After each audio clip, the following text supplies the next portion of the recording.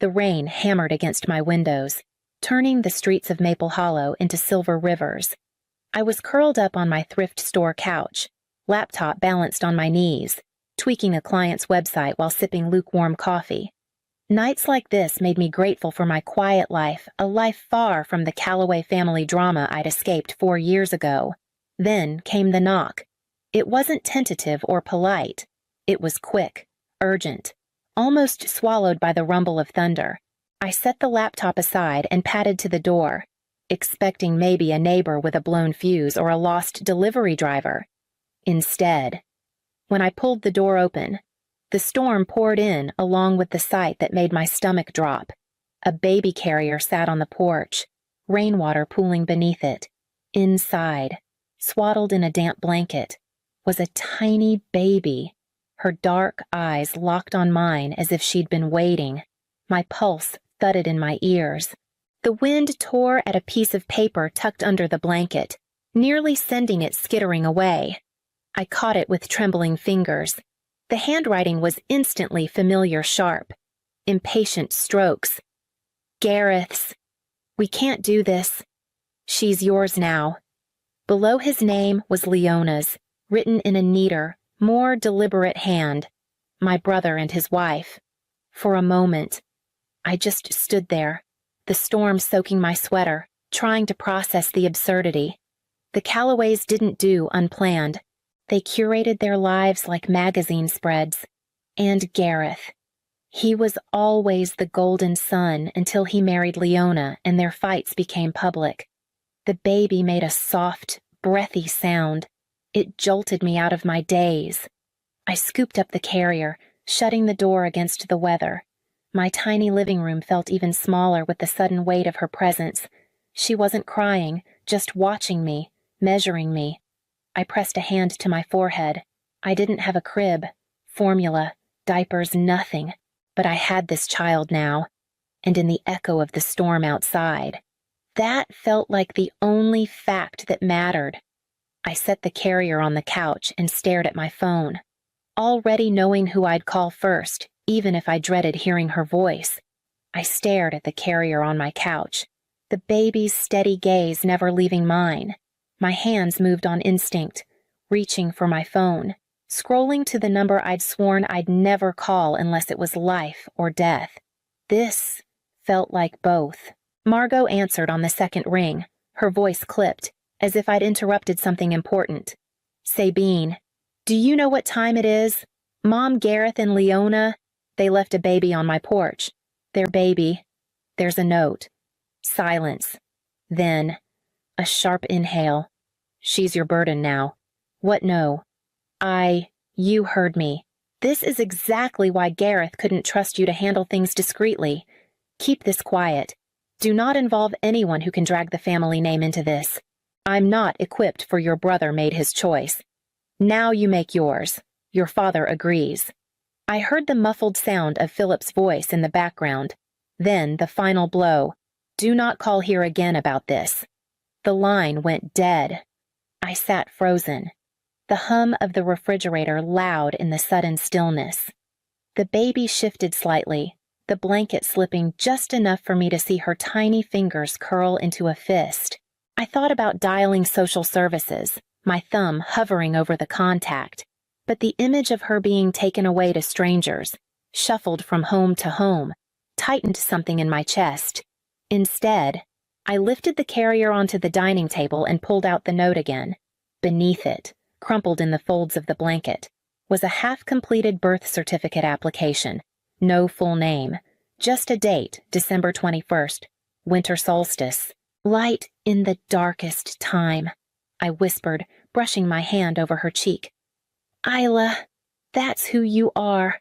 Her eyes closed, lashes brushing her skin, and I realized there was no going back. She was mine now, in every way that mattered. I reached for my keys, knowing the first of many late-night errands was waiting. The first week with Isla felt like stumbling into a life I'd never trained for. My days blurred into a cycle of bottle prep, diaper changes, and bleary-eyed searches for answers on parenting forums at 3 in the morning. Every time I sat down to work on a client's site, She'd fuss or need feeding. I learned to type one-handed while cradling her, my shoulders aching from the constant juggle. The part-time marketing job I'd taken to steady my income was less forgiving after calling in sick twice in the first month. My manager's tone turned clipped. The third time. She didn't bother hiding her frustration. We need reliability. Sabine, I'm sorry, but we have to let you go. I hung up before my voice could crack, staring at the empty coffee cup beside the laptop that now represented my only source of income. So I doubled down on freelance work. I took late-night design gigs, editing logos while Isla slept in her second-hand crib pushed up against my desk. My savings dwindled, but each morning I woke to her quiet coo or the way she kicked her blanket off and grinned at me, and somehow it felt worth the exhaustion. By month 3, I'd found a rhythm. I could rock her with my foot while tweaking code, warm a bottle with one hand while answering client emails with the other. The chaos didn't disappear, but it became ours. Still, in the quiet moments, I couldn't forget the night she arrived. I kept the note Gareth had written, the incomplete birth form, and every voicemail or email from him and Leona since. I labeled the folder Isla, important, and stored both the physical papers in a locked desk drawer and scanned copies on a password-protected drive, just in case, because if my family had taught me anything, it was that the past had a way of knocking on your door when you least expected it, and when it did, I intended to be ready. 10 years can pass in a blink when each day is filled with school drop-offs, art projects taped to the fridge, and evenings spent listening to a child chatter about the colors she mixed in art class. Isla had grown from that silent bundle in a damp blanket into a whirlwind of paint-splattered jeans, quick wit, and boundless curiosity. It was a Saturday morning in early spring, and the kitchen smelled faintly of pancakes and acrylic paint. Isla was at her friend Marin's house for a weekend sleepover, giving me a rare, quiet morning to sort through client files. That peace shattered with a knock at the door, loud, insistent, nothing like the tentative taps of a neighbor. The moment I opened the door, my breath caught. Gareth stood there, older but still carrying himself like the world owed him a smile. Beside him, Leona in a tailored coat and flawless hair, her expression polished and cool. Behind them, my parents, Philip stiff as a board, Margot's eyes sharp and appraising and at the edge. A man in a gray suit clutching a leather briefcase. Sabine, Gareth said smoothly, as if we'd just run into each other at the grocery store. We need to talk about our daughter. My fingers tightened on the edge of the door. Your daughter. You mean the child you left on my doorstep in the middle of a storm? Leona's smile didn't falter. We believe it's time to discuss custody arrangements. The man in the suit stepped forward. Ronald Drake, representing Gareth and Leona Calloway. We'd like to resolve this civilly. I planted my foot behind the door, keeping it from opening farther. You're not coming in. Leona's tone turned honeyed. Sabine, let's be adults about this. I pulled my phone from my pocket and scrolled to a number I hadn't used in months. I am being an adult, I said. Pressing call, and I'm making sure you don't get the chance to twist this. Connor Hale answered on the second ring, his calm voice instantly steadying me. What's going on? They're here, I said, eyes locked on Gareth's. And they're not leaving without a fight. Connor arrived in less than 15 minutes, his Navy sedan pulling into the driveway just as Gareth's lawyer started to speak again. Without waiting for an invitation, Connor stepped inside, brushing past Ronald Drake with the kind of quiet authority that made people move. I'm Connor Hale, he said, setting his briefcase on my coffee table. I represent Ms. Calloway. Whatever you have to say. You'll say to both of us. Drake's lips pressed into a thin line, but he slid a neat stack of papers across the table. My clients are seeking full custody of their biological daughter. The claim is based on alienation and withholding family contact over the past decade. We also have evidence of refusal to facilitate communication. I almost laughed sharp and humorless. Communication. The only thing they've sent in 10 years were 2 birthday cards with no return address and a Christmas card that arrived in March. Sabine, Connor murmured, his voice low. A warning to keep my temper in check. He flipped through the paperwork, his expression unreadable. Noted. We'll be responding in due course. Margot shifted in her seat, her pearl necklace catching the light. We all know this situation was never meant to be permanent. It's time she's brought back into the family where she belongs. I stood, crossed to my desk, and unlocked the bottom drawer. The steel clink of the key in the lock felt deliberate, final.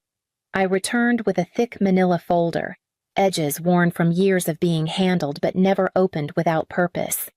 I set it in front of Connor.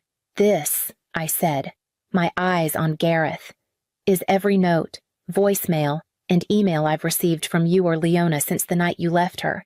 Every gap in your so-called attempts to reach out, and every time you or anyone in this family made it clear Isla was a problem to be hidden, not a person to be loved. Leona's perfect composure faltered for just a moment. Gareth looked away. Connor rested a hand on the folder. This will be sufficient for now. I strongly suggest we end this meeting before it escalates further. Drake hesitated, then began packing up the documents. We'll see you in court. When the door finally closed behind them, the air felt heavier. Charged. Connor stayed seated, his hand still on the folder as if anchoring it to the table. They're not bluffing. Sabine, he said quietly. And neither can we. Connor called the next afternoon, his voice brisk. I've looped in Elena Vargas. She's sharp, discreet, and very good at finding the truth people don't want found. 2 days later, we met in Connor's office. Elena was tall, with a cool, assessing gaze and a leather satchel stuffed with files. She spread them across the desk without preamble. Your brother and his wife didn't suddenly remember they have a daughter. She said, they remembered a trust fund. She tapped a highlighted clause in a photocopied will. It was my grandmother's, my father's mother. She'd left a $2 million trust for Gareth's firstborn, but there was a condition the child had to be raised within the Calloway family to access it. The funds were locked until Isla turned 18, but if they got custody now, they'd control it as trustees. My stomach twisted. So this was never about her. Not in the way they want the court to believe. Elena said, and it gets worse.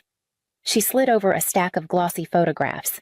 Gareth and Leona at charity galas, ski resorts, on the deck of a yacht, dates stamped in the corners covering almost every year since Isla's birth. Not one picture hinted at a struggle or the kind of hardship they'd insinuated in Drake's custody filing. They've had money, connections, and time. Elena continued. They just didn't have access to that trust. Until now. When they realized there's a way to get it. Connor leaned back, watching me absorb it all. This changes the narrative. We're not just defending custody, we're exposing a financial scheme. I picked up one of the photos. Gareth laughing with a champagne glass in hand. Leona beside him in a gown that probably cost more than my rent for a year.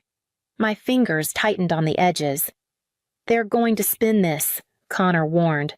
They'll say the trust was meant to secure her future, that they're financially stable and can provide more than you can. I met his gaze. Then we prove stability isn't the same as love, and that their idea of providing has nothing to do with Isla's needs. Elena slid the will back into her satchel. Good, because they're not going to play nice from here on out. Elena didn't waste time. Within a week, she'd arranged meetings with people who had seen more than my family ever wanted them to. The first was Martha Gaines, my next-door neighbor since I moved to Maple Hollow. She sat at my kitchen table, hands wrapped around a mug of tea. I never forgot that night. She said, rain was coming down in sheets. I saw Gareth's car pull up. He and Leona carried the baby carrier to your porch, set it down, and left. Didn't even knock. Didn't check if your lights were on. Just drove off. Her words hit like a replay of the memory I couldn't shake. She signed an affidavit before leaving, her voice steady, her eyes kind. Next came Claudia Mendez, who had worked for my parents for over a decade before they let her go 2 months ago.